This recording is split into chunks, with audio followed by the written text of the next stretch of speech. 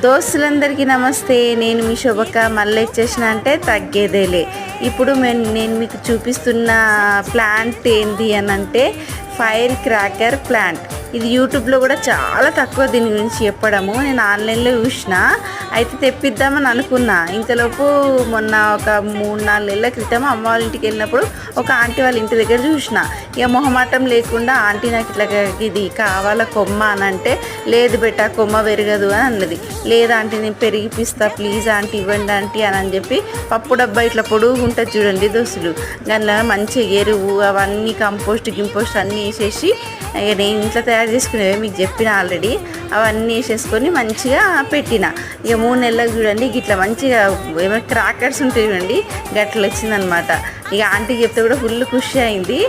ఇక ఈ వీడియో మీతో షేర్ చేసుకోవాలనిపించింది. వీడియో కనుక నచ్చితే please like, share and subscribe.